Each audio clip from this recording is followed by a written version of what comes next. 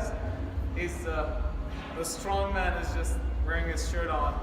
His superpowers are eating a shawarma in 1 minute while standing shirtless. So that's it. Hi guys. Coach Simon with me here today. We're going to talk about strength training, and no one would be perfect for that role except him, because he's now aiming for nationals in weightlifting, and he's been through the journey. He started where everyone started, just like anyone who started to build strength and muscle. And now here he is. So stay good. Cool. So I've written down 5 steps of strength training. The first one, with everybody that walks in the door, even though it would be like a casual lifter or a beginner or an experienced one, they need to understand the process of strength training. So that means basically, first thing is it takes time, right? You're not gonna get strong overnight. You need to build that stuff. You need to find a coach that's suitable for you, okay? He's gonna walk you through the steps, but especially make you understand that it's not built overnight. And the second one is the actual process. There's ups, there are downs, plateaus. You're gonna probably make some gains really quickly in the beginning, especially if you're an inexperienced lifter. You're gonna start off, you're gonna learn the proper technique, your nervous system is gonna get used to the movement, you're gonna be really powerful in the beginning, make some gains, make the weights go up, especially just because of technique and just getting used to the actual movement.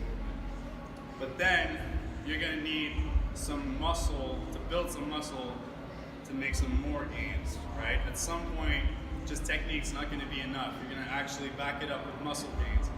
So it's just the process of getting stronger. It's build more muscle, learn to use it. Build more muscle, learn to use it. And just ride it from there. Yeah. Just backing up what we just talked about, never be, shy or ashamed that you're starting from a PVC, because there's a saying that says, we all start from a PVC. So, PVC is your friend. Warm-up technique, starting to build strength. If your first snatch PR is a PVC, good for you. We love it. Don't forget, just adding to the building the strength and muscle system, you also need to build your nervous system. You also need to build your connective tissues. So it's a whole system of building for you to get that extra 5 pounds, 10 pounds, 15 pounds, and so on. Good. Technique. Number 2, technique. Say that a lot. There's a reason for it, right? In order to lift some weight, yeah, you can get away with a lot of muscle mass. Like a lot of people come in from a bodybuilding background.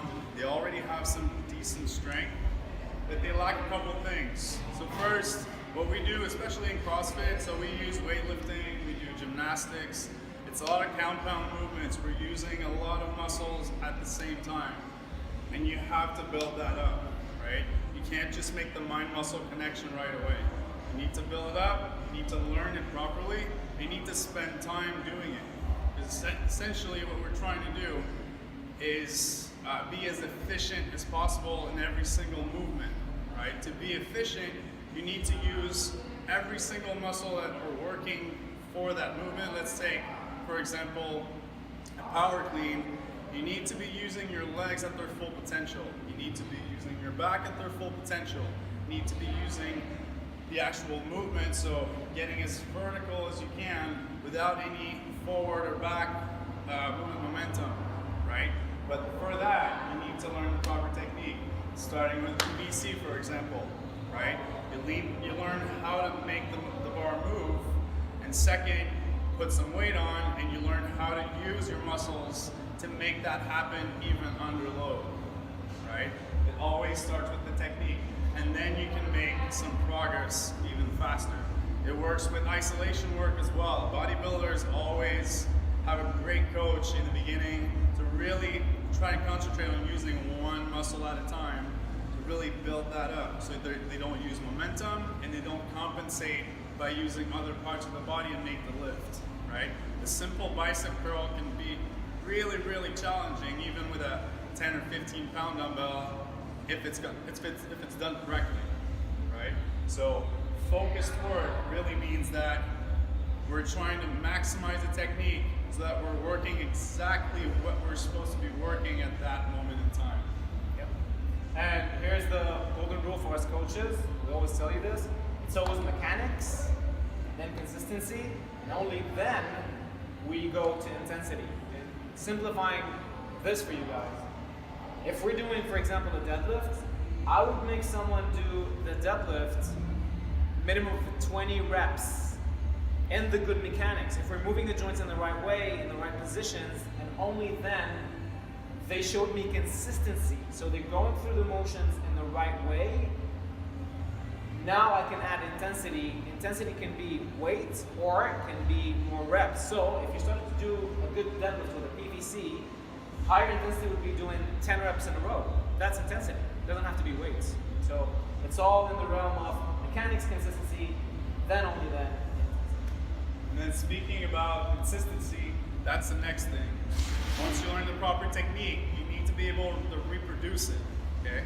We're super stoked about this type of environment because it's classes, right? You always have a coach in front of you, accessible. If you wanna ask questions during a class, he's there for you or she's there for you, right? They have to help you. But that being said, you need to be able on your own to reproduce that perfect technique or near perfect technique that we teach you guys.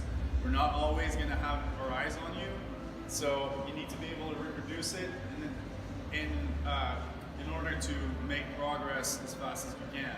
So you have to spend time, like you said, we can't stress this enough. You have to spend time in the PVC or super lightweight in order to get the actual perfect movement to be your default setting, right? You have to make it, they say practice makes perfect, I say perfect practice makes perfect, right? You have to be able to do it perfectly, consistently, okay? Make the perfect movement your default setting so you can't get it wrong, right? So reproduce, and the other side of things, so consistency also means show up. You have to keep coming, okay? So the first thing is basically just to actually get results, right? You have to keep coming. If you just work out once a week, twice a week, or 5 times one week, twice the other, you're not consistent enough to really make progress, and you're probably going to forget a lot of the technique work you worked on in the previous couple of weeks, right? So you have to keep showing up if you really want to make progress. And tools for you to keep showing up and be consistent is to be held accountable. So if you want to be held accountable, get a training buddy. So stick with friends who respect or maybe have the same alignment of goals as you do. And you want to be in a community who pushes you towards your goal, and they will always ask about you if you don't show up. This is mostly present in our gym and gyms like ours, CrossFit 819. You always sign up for your classes so we can track you electronically, not like we're an FBI or something, but we can track you electronically. Your coaches will ask about you, your friends will ask about you, and then all of your hard work will show up on the floor. If you show up consistently, your times will be faster doing workouts, your weights will be higher, and then your movements will be smoother. All right. Moving on to number 4. Not a lot to talk about here. It's more complicated than it seems on the board here, but we'll keep it simple. Weight. In order to make some progress when we're working on training, on strength training, percentage work is your friend. So you always see those people who are trying to max out their lift every single session or at least once a week. I say that's not the best way to do it. Okay, it could actually be detrimental to your lifting journey. You're probably going to have some down parts in your progress here if you do that. So percentage work means it's actually been proven that 60 to 80%. That's the kind of range you want to be working at pretty much the entire time of your cycle or whatever you're doing programming wise. So percentage work, always 60 to 80. Work in that in those kind of weights, and then maybe once every month or every 2 months test the 1 rep max. Just progress report where you're at. if you've gone down a little bit, if you've gone up a little bit, if you need to adjust the percentages, work with your coach with that. But essentially, you don't want to max out every week or so. Something to add? I would say having a coach or a plan at least will help, definitely help with the percentage work, because especially at the beginning, you're not really aware of how heavy you should go. And talking about people who just began, if you come to the board and see percentages, first ask your coach. Second, this is what probably your coach will tell you. At the beginning, we don't really care about percentages if you didn't establish yet a 1 rep max or a 3 rep max. And for those who don't know what a rep max is, it's the heaviest weight you can lift for one time. Rep maxes start to develop after months of training. It depends on the sport that you're doing. And technical moves like snatches and cleans need way more time to establish in comparison to power lifts like bench press, deadlift, and back squats. So also always ask your coach how to even approach the first time you test for your rep max. Okay. Last but not least, periodization. Again, that's a whole other topic, but that's more for us coaches. You don't have to really worry about that. But what you can worry about is your work to rest ratio. When we're working one-on-one with somebody, we can actually set them up for success with the work and rest ratio. Like if it's 3 on, 1 off, 2 on, 1 off, or whatever it means for them to have the best possible outcome. But be sure to rest at some point during the week. Some people get caught up. They think if they take a rest day and they feel good during that day, they have to work out.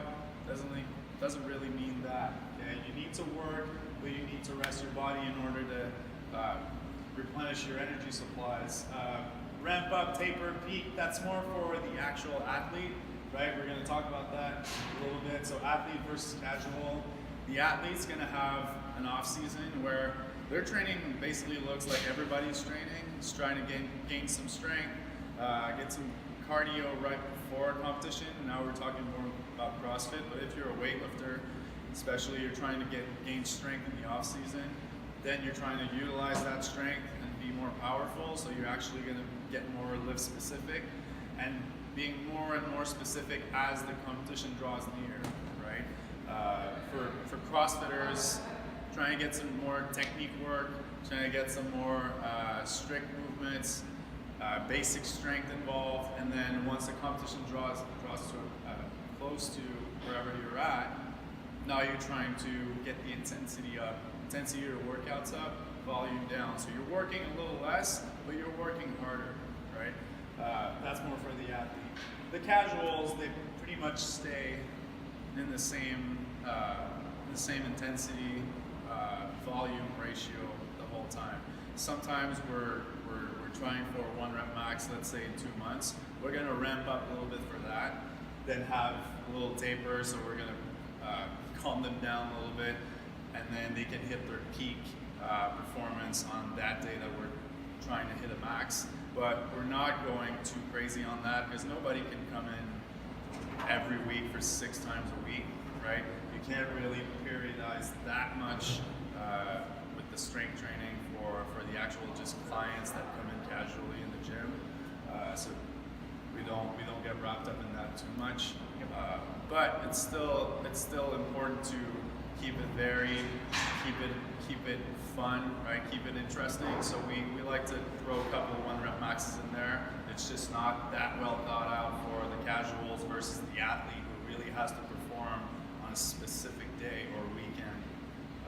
So they really have to peak on that time. And just to sum things up, whether you're an athlete, whether you're casual, doesn't matter what your goal is at the gym, always remember it's 3 pillars. We talked about this before. You have to eat for your goals, you have to sleep and rest for your goals, and you have to train for your goals. So it's always 3 pillars. Thank you for listening, and don't forget, subscribe. I have a good working pen today.